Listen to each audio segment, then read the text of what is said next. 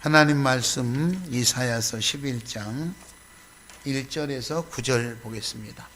이사야 11장입니다.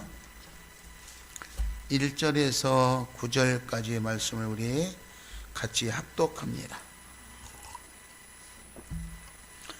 이새의 줄기에서 한 싹이 나며 그 뿌리에서 한 가지가 나서 결실할 것이요 그의 위에 여호와의 영 곧 지혜와 총명의 영이요 모략과 재능의 영이요 지식과 여호와의 경외하는 영이 강림하시리니 그가 여호와를 경외함으로 즐거움을 삼을 것이며 그의 눈에 보이는 대로 심판하지 아니하며 그의 귀에 들리는 대로 판단하지 아니하며 공의로 가난한 자를 심판하며 정직으로 세상에 겸손한 자를 판단할 것이며 그의 입의 막대기로 세상을 그의 입술의 기운으로 악인을 죽일 것이며 공의로 그의 허리띠를 삼으며 성실로 그의 몸을 띠를 삼으리라.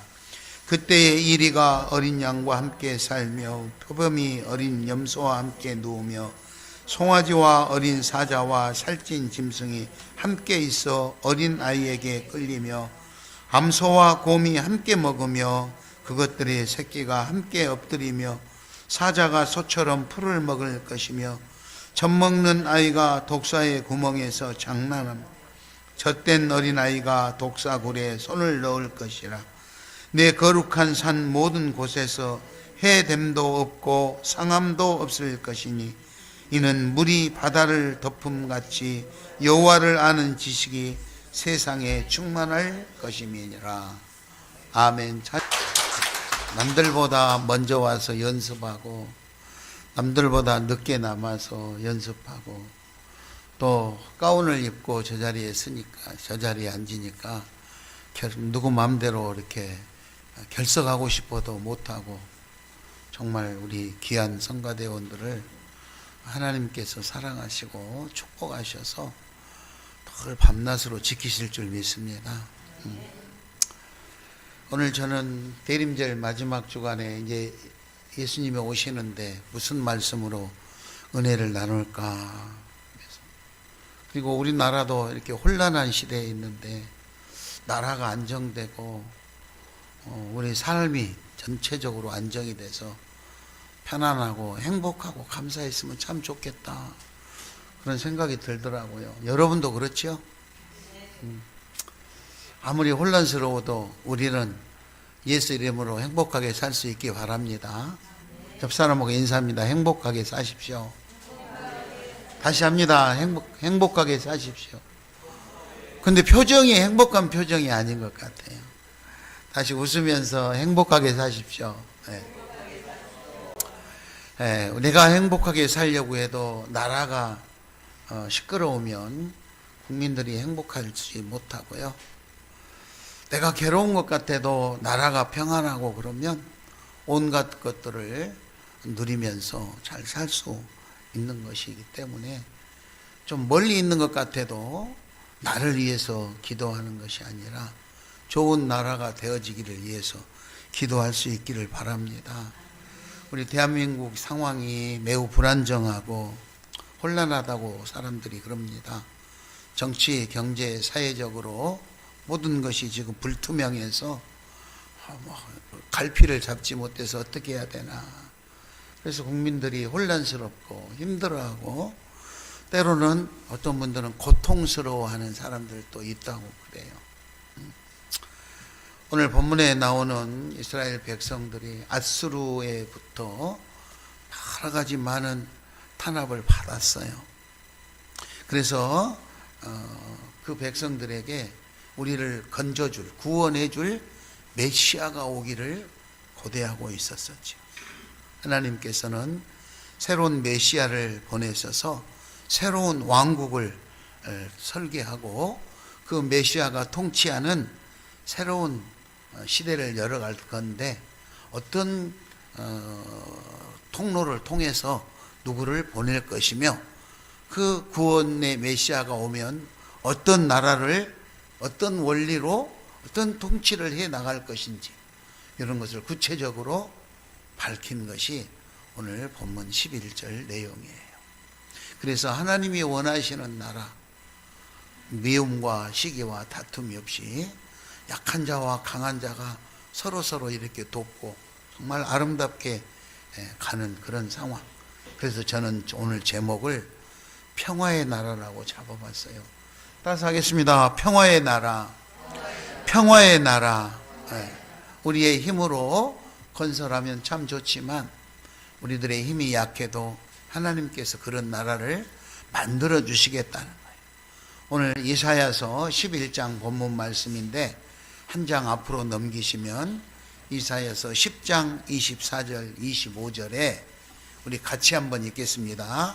이사야서 10장 24, 25절 시온에 거주하는 백성들아 아수르가 애굽에 한 것처럼 막대하게 10장 24절 14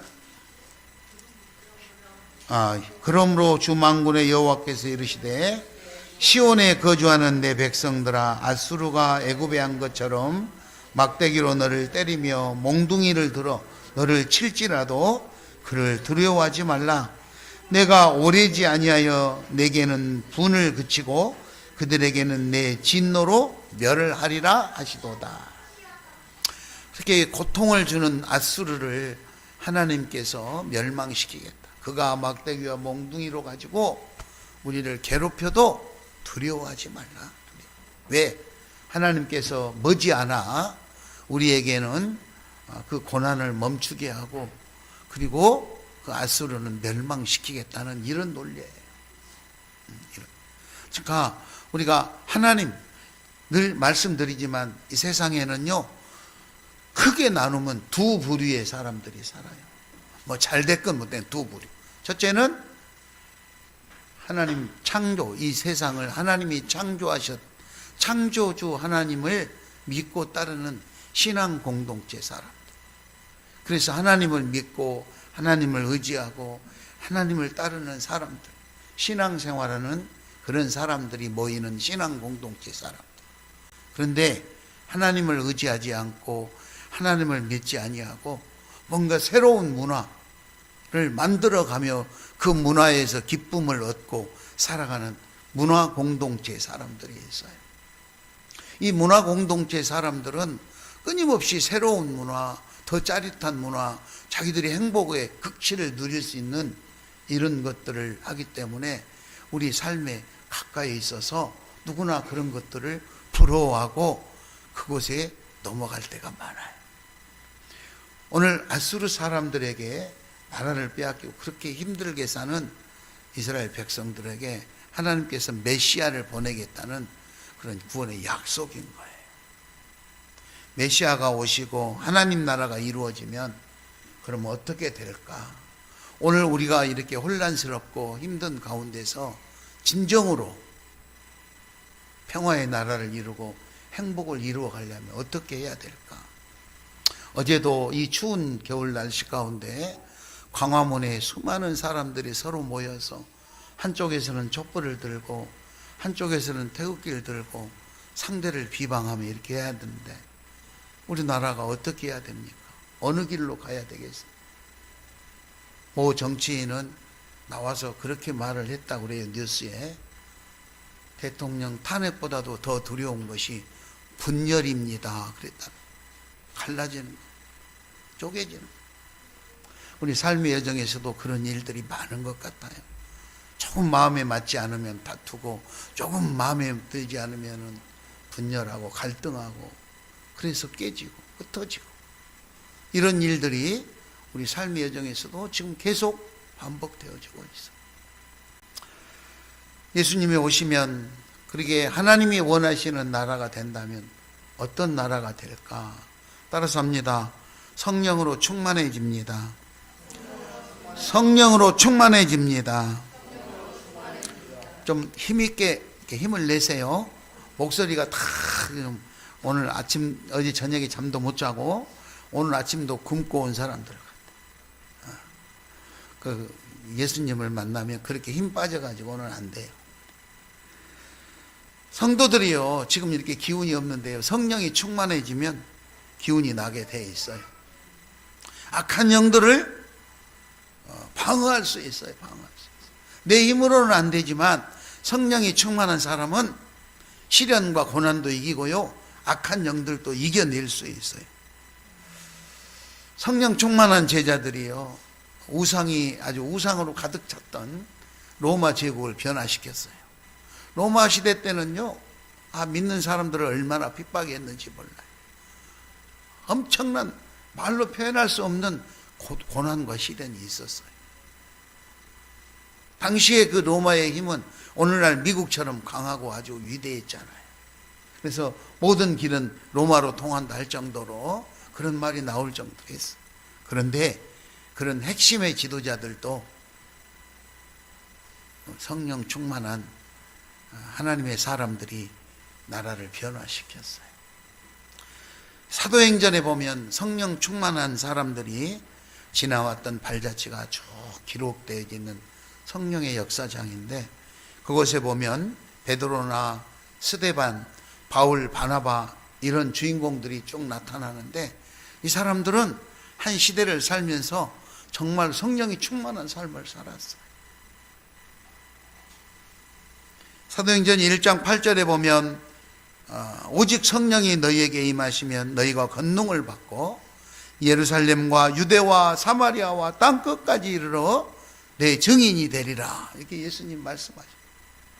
성령 받은 이런 많은 제자들이 다니면서 불가능한 것 같은 상황 속에서도 세상을 변화시키면서 가능한 삶을 살았었던 거예요. 오늘 우리가 살아가는 이 시대가 불투명한 것 같고 혼란한 것 같지만 여러분, 성령 충만하시기를 바랍니다. 성령이 충만해지면 다 감당해낼 수 있어요. 성령이 충만해지면 하나님을 사랑하게 되고 이웃도 사랑하게 돼요. 우리의 삶의 목적과 목표가 분명해지면은 우리를 공격하는 그런 이단의 세력, 사탄의 세력도 우리가 분별해서 다 막아낼 수 있어요. 목표와 목적이 분명하지 않기 때문에 우리에게 달콤한 말로 찾아와서 유혹하는 그런 세력에게 넘어가게 돼 있는 거예요. 넘어가게 돼요. 여러분, 하나님은 여러분을 사랑하십니다. 다시 한번 하겠습니다. 오른손을 드시고, 하나님은 나를 사랑하십니다.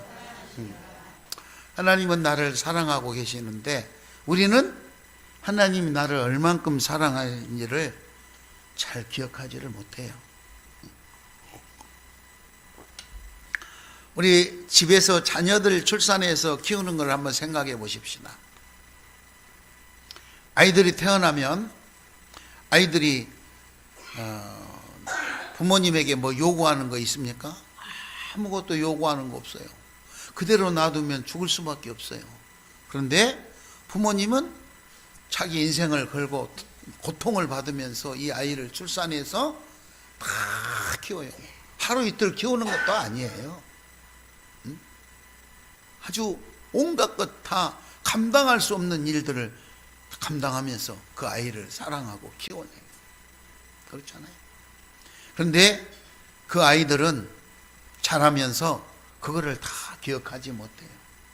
우리 부모님이 내게 몇 번 젖을 물렸고 밥을 몇 번 해줬고 내 기저귀를 몇 번 갈았고 내가 위험해서 길거리에 넘어졌을 때 내가 이런 잘못을 했을 때 나를 이렇게 방어해 줬고 다 기억 못해요.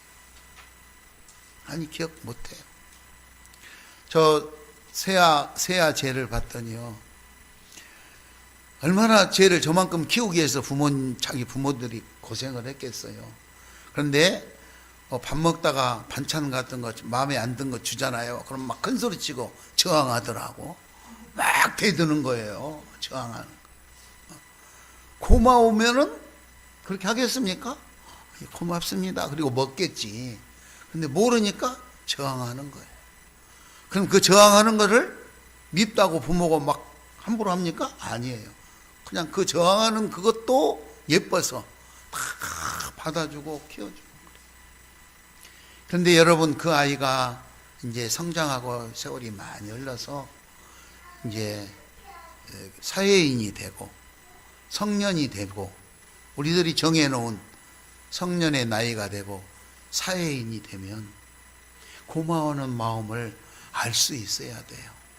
부모님이 나를 어떻게 키웠고 나를 어떻게 낳아줬고 이런 감사하는 마음, 그 고마운 마음을 이해할 수가 있어야 돼요.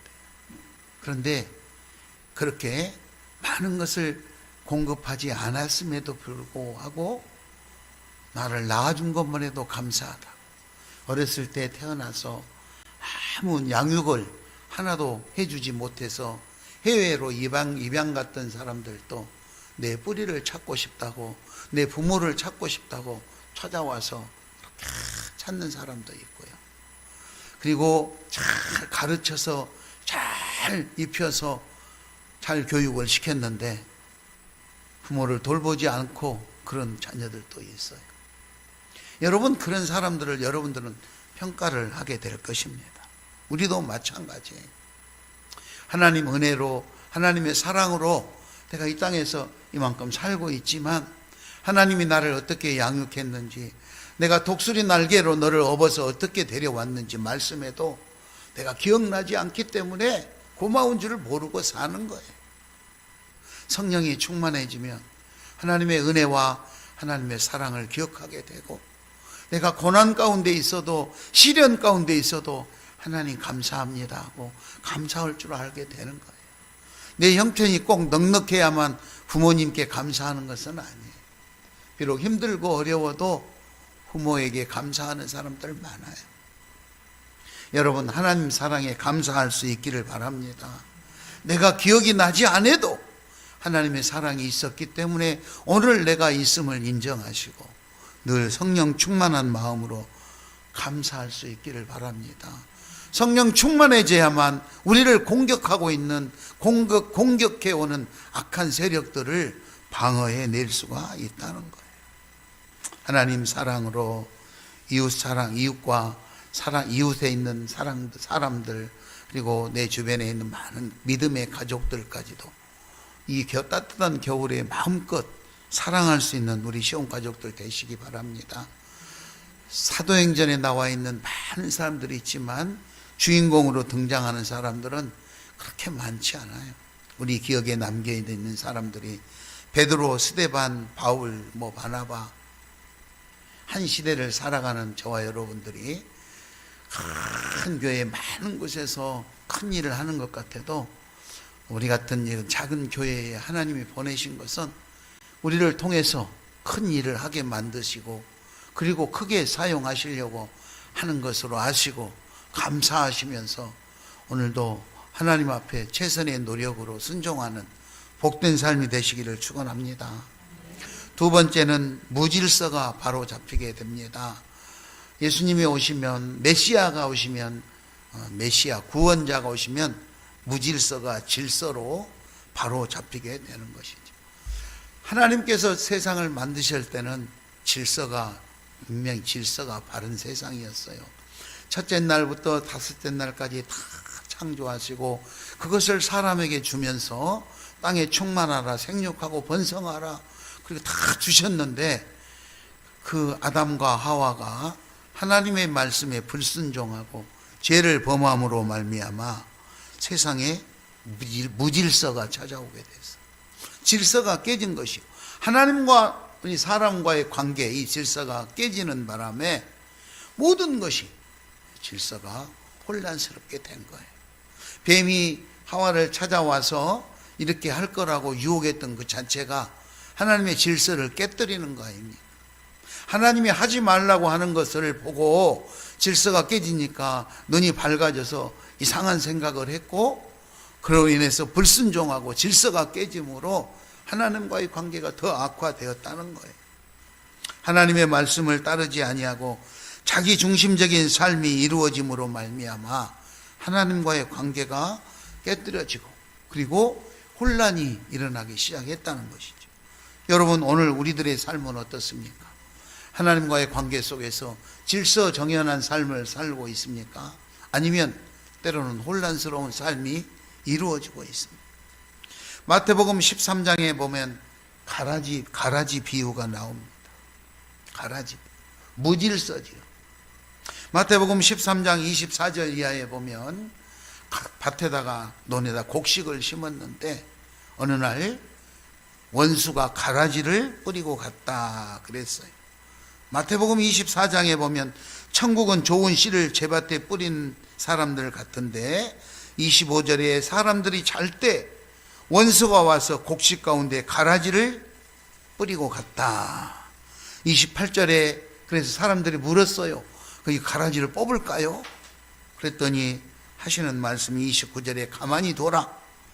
가라지를 뽑다가 곡식까지 뽑을까 염려스럽다. 30절에 추수 때 가라지를 먼저 거두어 불사르고 묻고 곡식은 모아 곡간에 넣겠다. 그렇게 예수님 말씀하셨어요. 오늘 우리가 살아가는 삶의 현장에는 의로운 사람만 사는 것이 아니라 악한 사람들도 더불어 많이 살아가고 있어요. 하나님만 믿는 신앙 공동체의 사람만 살아가는 것이 아니라 하나님을 따르지 않는 문화 공동체의 수많은 사람들도 우리와 더불어 살고 있는 거예요. 곡식과 가라지가 사는 것처럼 그렇게 살고 있어요. 우리의 생각으로는 가라지를 뽑아버리면 좋을 것 같지만 하나님께서는 추수할 때까지 그대로 두어서 마지막 때 추수할 때 가라지는 가라지대로 단을 묶어서 불사르고 곡식은 거두어서 창고에 두겠다고 약속하셨어요.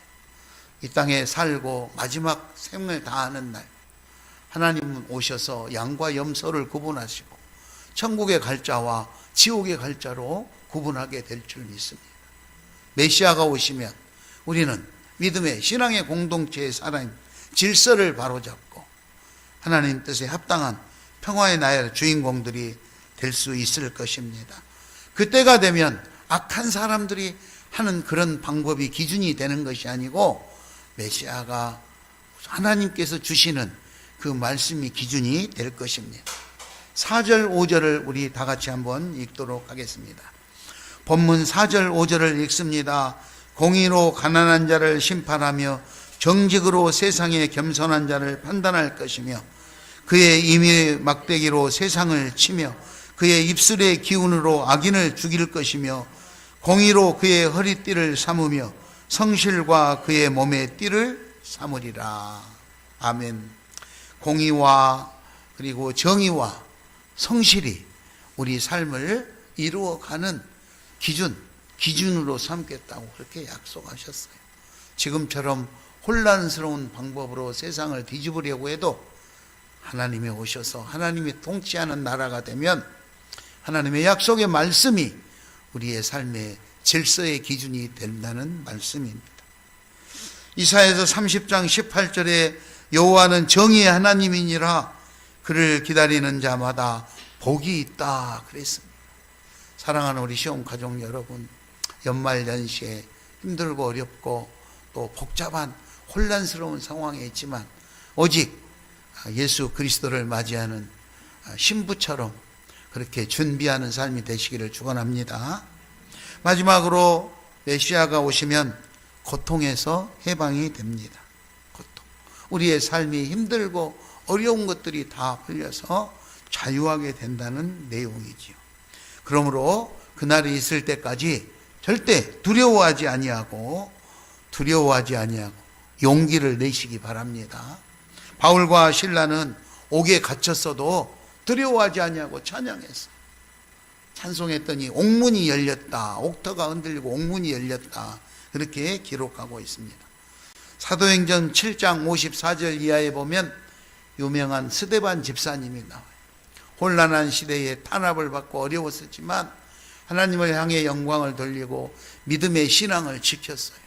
그리고 그들의 모진 탄압을 받았지만 두려워하지 아니하고 죽어가면서까지도 두려워하지 아니하고 하나님을 영광을 돌리며 찬양했어요. 그의 그 모습으로 인해서 수많은 사람들이 하나님 앞으로 돌아오는 열매가 있었어요. 그 중에 가장 큰 열매가 사울이 바울이 되어져서 오늘 이런 여러 가지 13서신서를 기록하게 되는 그런 주인공들이 되었던 거예요. 하늘의 미랄이 죽어서 수많은 것들을 만들어내듯이 스데반 집사님의 순교는 그런 엄청난 결과를 만들어 오게 됐어요. 여러분, 저와 여러분들이 오늘 어려운 시대를 살아가고 있는 것 같지만 하나님 오셔서 우리가 그렇게 잘 신앙생활에 나가고 우리를 통해서 하나님은 위대한 결실을 맺혀 가실 것입니다.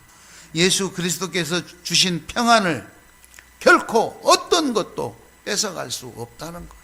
우리를 향한 하나님의 사랑을 그 어떤 것도 막을 수 없다는 거예요.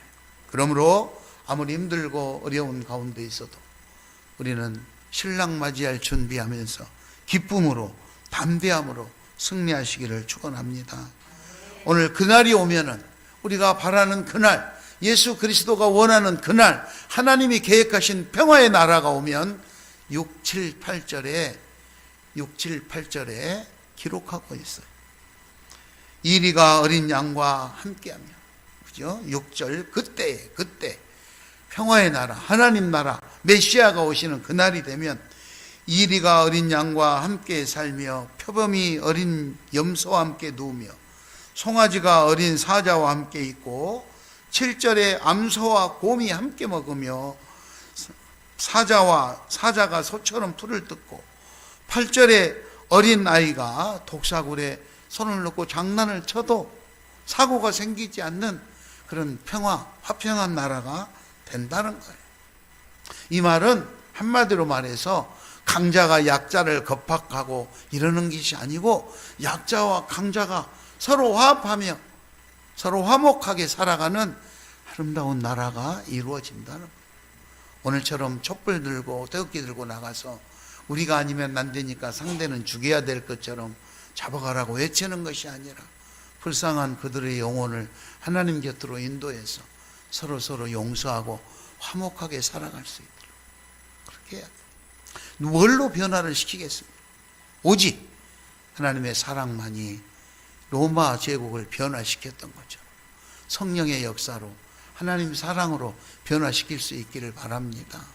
저는 이 말씀을 볼 때마다 저렇게 집회에서 나갔으면 이렇게 할 때마다 늘 어렸을 때 생각이 나요. 어렸을 때 학교에서 배웠잖아요. 바람과 햇님이 누가 더 센가 내기 시합을 하잖아요. 나 그러면 뭘로 내기를 할까? 저기서 지나가는 나그네의 저고리를 벗겨보자. 그래서 바람이 옷님을 날려버릴 것처럼 했는데 이 나그네는 오히려 옷깃을 여미면서 절대로 벗지 않으려고 했어요. 강제로는 안 된다는 의미예요. 강제로는. 그런데 햇님이 야 나와 너 안 되잖아 내가 해볼게.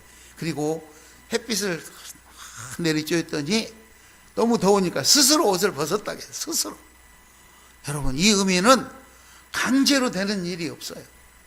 사랑으로 할 수 있기를 바랍니다. 아무리 사랑을 베풀어도 저도 상처받을 때가 많아요. 야단을 치고 해야 될 때 야단 안 치고 그래도 또 사랑을 베풀고 했는데 그러면 하나님 앞에 큰 일꾼이 될 줄 알았어요. 어느 날 어디 가고 없어요.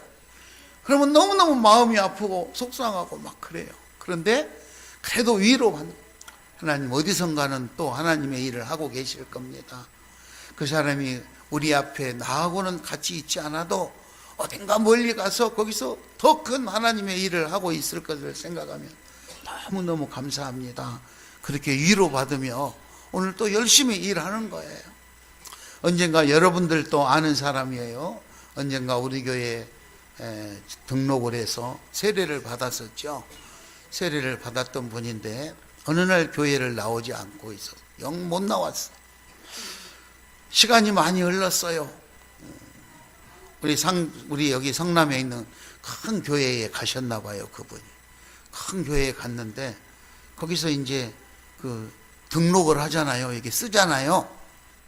그 등록 새신자 등록에다가 어느 교회 그러니까 시온 교회 세례받은 목사님 윤승호 목사님 이렇게 썼대요. 얼마나 감사할 일이에요. 우리 교회에 안 나오는 것 같지만 어딘가에 가서는 내가 세례를 받았고 내가 어느 교회에서 어떻게 신앙생활하다 세례를 받았다고 내 손으로 내 이름을 기록할 수 있다는 거 얼마나 감사해요. 여러분들이 복음을 전하고 힘든 가운데서도 열심히 일하며 그 영혼이 하나님 앞에 구원받을 줄 믿습니다. 그리고 그 사람이 이 다음에 하나님 나라 가서 말할 거예요. 네가 세상에서 살 때 어디서 뭐 하다 왔냐? 제가요 어느 교회에서 신앙생활을 했는데요, 그보다도 처음에 시온교회에서 살으면서 이런 장로님의 사랑을 많이 받았고, 이런 권사님의 사랑을 많이 받았습니다. 이런 집사님의 사랑을 많이 받았는데, 그때는 그 사랑이 뭔지 모르고 상처받아서 내가 더 큰 사랑 받으려고 다른 교회 가서 신앙생활하다 왔는데, 내가 돌아보니 내가 어렸을 때, 내가 갓난 아기였을 때 나를 돌아봐주고 나를 사랑해주고 나를 아껴줬던 그 시온교회 목사님과 장로님과 전도사님과 권사님과 집사님이 얼마나 감사했는지 제가 지금은 알고 있습니다 하고 하나님께 보고하지 않겠습니까? 여러분, 오늘도 미워한 마음들 다 내려놓으시고 예수 그리스도를 맞이하는 신부된 마음으로 사랑하시기 바랍니다. 준비하시기 바랍니다.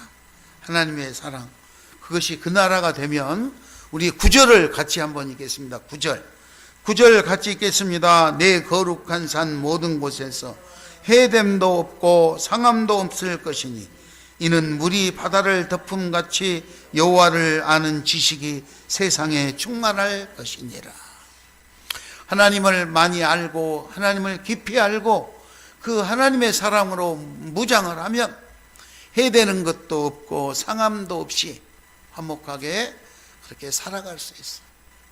이리와 표범이 이렇게 양과 염소가 엄청난 상상할 수도 없는 동물들이 서로 화목하게 살아가는 것처럼 오늘 우리 삶의 현장에서도 그렇게 살아갈 수 있을 것입니다. 하나님의 사랑을 기억하십시다. 우리가 잊어버렸던 하나님의 사랑을 다시 기억할 수 있기 바랍니다. 혹여 하나님의 사랑이 기억이 나지 아니하도 내가 모르는 사랑을 많이 주셨다는 것을 믿을 수 있기를 바랍니다. 약속의 말씀을 따라가시기 바랍니다. 예수님을 주인으로 삼으시기 바랍니다. 그래서 행복하게 사시기 바랍니다. 성숙한 신앙인, 감사할 줄 아는 신앙인, 그리고 나누며 베풀며 그렇게 행복하게 화목하게 사랑하는 아름다운 신앙인이 되시기를 예수의 이름으로 축원합니다.